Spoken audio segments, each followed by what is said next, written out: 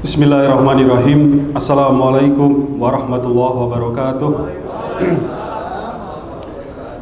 Alhamdulillahirabbil alamin wassalatu wassalamu ala asrofil anbiya'i wal mursalin wa ala alihi wa sahbihi ajmain. Amma ba'du. Yang saya hormati Pak Amin Rais, Ketua Majelis Syuro Partai Umat, Ustadz Sambo selaku sekretaris, segenap pimpinan DPW Partai Umat Provinsi Riau, Pak Fauzi Qadir, Pak Ketua MPPW, segenap pengurus yang lain, juga tentunya yang saya banggakan, yang saya cintai, seluruh caleg Partai Umat, baik tingkatan provinsi dan juga kabupaten kota yang ada di seluruh Riau. Jadi sahabat-sahabatku, pertempuran yang kita nanti-nantikan ini sudah terbentang di depan mata kita. Jadi insya Allah Februari 2024 itulah yang kita tunggu. Sekarang kita ada waktu sekitar 3 bulan lebih, kalau 4 bulan sudah kurang, untuk mempersiapkan sebaik-baiknya. Jadi sahabat-sahabatku, situasi di luar sana kalau kita lihat semakin suram, awannya semakin gelap, ekonomi semakin menurun, politik, demokrasi, keadaan sosial semakin menurun, dan itu semua semakin memperkuat panggilan kita, para perjuang Partai Umat. Pak Amin Rais dan saya baru saja pulang dari Rempang, 2 hari kita di Rempang, yang kabarnya ketika mendarat sampai sini kita dikawal oleh bintang 3 yang mungkin disamakan ya berbahaya dengan teroris. Nah, kita apresiasi Pak Lukman Said, mana? Pak Lukman, nah beliau ini yang mengatur seluruh perjalanan kita yang ada di Rempang. Atas koordinasi bersama Pak Fauzi Qadir, Pak Lukman ketika kita ketemu di Cisarua, Bogor. Saudara kita, sahabat kita, warga Melayu Rempang sana sedang bersedih. Mereka yang sudah 300-an tahun di sana akan digusur dari tanah moyangnya. Mereka sampaikan ini bukan masalah materi, bukan masalah harga. Jadi tidak bisa diajak bicara dengan rupiah, dengan apapun penggantinya. Sampai kemarin kami di sana, jadi bahwa berita yang mengatakan itu 300 warga bersedia direlokasi, ada 1-2 warga yang di video, ya, mungkin di bawah tekanan bahwa kami sudah direlokasi, itu tidak benar. Mereka mengatakan 1 jengkal pun kami tidak akan bersedia dipindah. Inilah semangat kita. Inilah semangat yang harus kita tularkan untuk sahabat-sahabat Partai Umat, dan inilah yang kita perjuangkan. Tadi oleh Qori sudah dibacakan Ali Imran 110. Bagaimana kita dikatakan sebagai umat terbaik yang turunkan untuk manusia. Karena kita beramar ma'ruf nahi mungkar. Al-amru bil ma'ruf wan nahyu anil mungkar. Itu adalah DNA perjuangan kita. Tapi itu saja tidak cukup. Karena kita berbicara masalah hak-hak bangsa Indonesia, maka kita berbicara pada level yang lebih tinggi. Maka dalam mukadimah kita, sebagaimana dirumuskan oleh para pendiri kita, terutama oleh Pak Amin Rais, ada sayap satu perjuangan yang lain, yaitu al-amru bil adli wa nahyu anil dzulmi. Tegakkan keadilan dan lawan kezaliman. 3 fase perjuangan telah kita lalui. Fase untuk menjadi badan hukum dengan penuh keterbatasan, tertatih dalam situasi puncak pandemi. Orang bilang Anda harus punya 200 miliar untuk bangun partai. Kita bilang kita punya Allahu Akbar. Kita punya Allahu Akbar yang jauh lebih besar dari 200 miliar. Setiap hari kita sholat 17 rakaat yang wajib saja. Kira-kira ada 85 takbir kita ucapkan. belum lagi azan, belum lagi iqomah, belum lagi lagu Mars Partai Umat. Tak kurang dari 100 takbir kita teriakkan. Ketika kita takbir, Allahu Akbar, kita adalah manusia yang merdeka. Kita manusia yang tidak takut untuk melawan kezaliman dan menegakkan keadilan.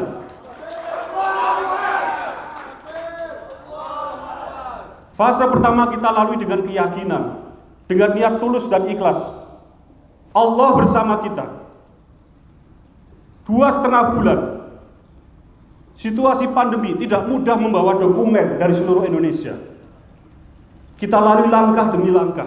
Alhamdulillah 21 Agustus 2021 Partai Umat mendapat badan hukum.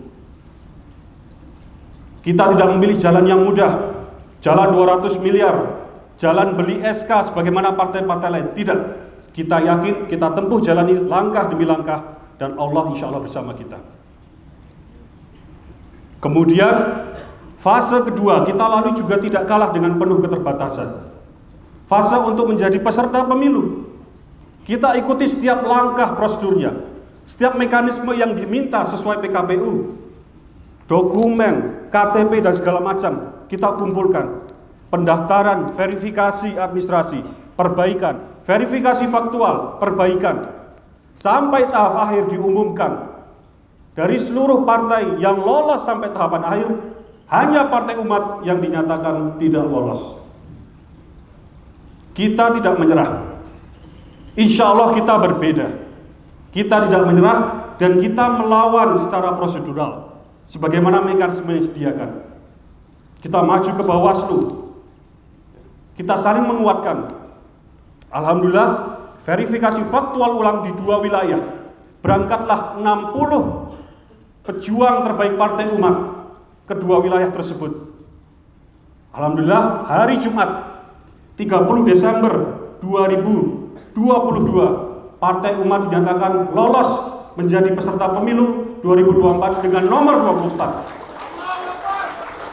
Semuanya karena tauhid kita mendasari perjuangan kita. Alam taro kaifa daraballahu mathalan kalimatan thayyibah kasajaratin thayyibah asluha tsabitu wa faruha fis sama. Ibrahim 24. Inilah landasan perjuangan kita. Kalimat la ilaha illallah Muhammad Rasulullah, tauhid kita yang memerdekakan kita, membuat kita tidak takut melihat apapun yang menjadi rintangan kita di luar sana, di depan sana. Dan inilah yang memperkuat kita, yang memperkuat langkah-langkah kita. Tanpa ini kita sudah keok, sudah jatuh barangkali di hari-hari pertama kita.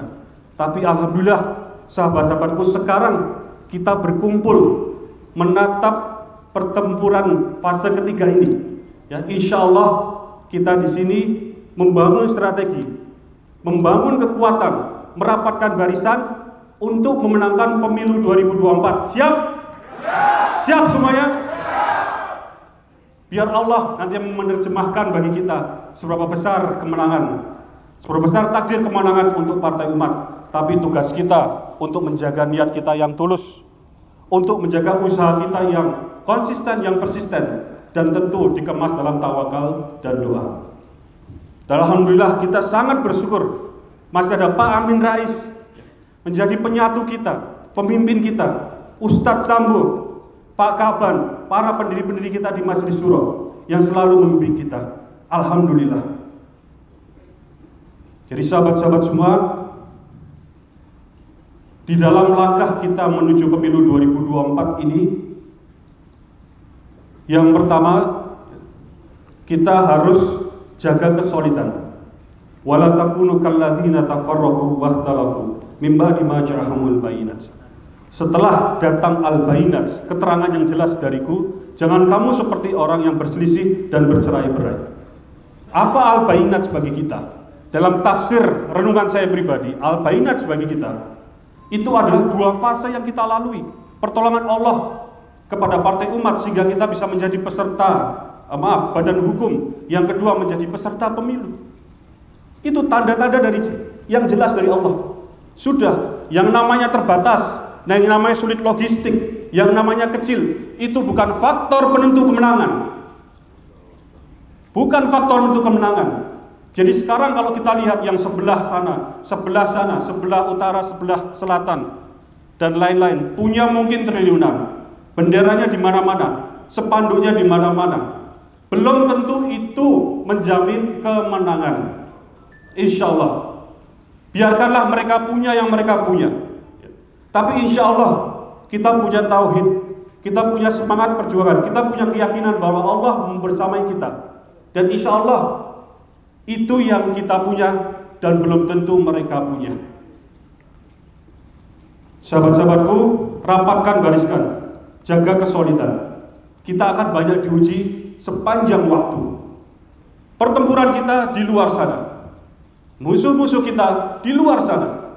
Apapun bentuk kezaliman, itulah musuh kita. Di Rempang, di Air Bangis, kata Bapak, ada ratusan rempang, bahkan ribuan rempang di Indonesia ini yang harus kita perjuangkan. Maka tak mungkin kita tidak ada waktu lagi untuk berantem, ya, untuk berselisih yang terlalu lama di rumah kita. Setuju? Semua harus solid. Ya, pegang ayat tadi. Kedua, ini agak taktis, ya. Ini agak strategis. Sekarang dalam waktu yang pendek, kita kenalkan simbol-simbol partai umat. Satu, lewat bendera dan segala macam. Kemudian juga kenalkan gagasan-gagasan partai umat. Kalau kenapa orang-orang lain itu banyak bendera saja, hanya nama, hanya senyum-senyum saja. Kemudian kemarin di Jawa Tengah itu warga itu merasa jengah, ini terlalu banyak spanduk-spanduk baliho yang muncul 5 tahunan sekali. Karena apa? Karena tidak ada gagasan yang sampai ke sana. Gagasan tidak mampu disampaikan oleh baliho yang hanya kecil ataupun paling besar berapa. Terlalu banyak huruf juga tidak akan terbaca. Sampaikan gagasan kita. Sekarang eranya sosial media. Sampaikan pokok-pokok pikiran partai umat. Lewat masing-masing disampaikan oleh caleg-caleg terbaik kita ini. Bisa lewat tabloid dan segala macam. Sebarkan. Biaya cetaknya tidak mahal. Ini akan kita lakukan juga di wilayah-wilayah lain. Pemikiran-pemikiran Pak Amin Rais, pemikiran-pemikiran pokok partai umat, sampaikan. Termasuk yang kita gagas sekarang, kedaulatan digital. Itu mahal harganya insya Allah. Karena pikiran ini hasil edukasi yang panjang dan insya Allah juga ilham yang mungkin tidak akan dimiliki orang lain. Karena tidak memiliki, mereka biasanya hanya pasang-pasang sesuatu yang singkat-singkat saja, baliho-baliho tadi. Jadi buat lewat sosial media, ya, bicaralah, ya, sampaikan. Ya, atau replikasi apa yang sudah kami buat, Pak Amin buat, saya juga buat, dan beberapa lain buat, silakan disebarkan. Ini partai umat, dan saya adalah caleg partai umat. Inilah pokok pikiran partai umat. Inilah adalah pokok pikiran kami. Insya Allah kita akan dilihat berbeda. Siap, sahabat-sahabatku? Siap. Nah, tentu selanjutnya nanti kita dengar, ya, yang utama dari Pak Amin Rais. Dan pada pembegalan hari ini nanti akan di breakdown secara detail, mulai dari dasar yang akan disampaikan salah satu oleh Ustadz Sambo. Kemarin kita sampaikan juga di Cisarua. Kemudian termasuk hal-hal ke teknis. Kemarin kita buatkan tabel target per TPS untuk seluruh caleg tingkatan.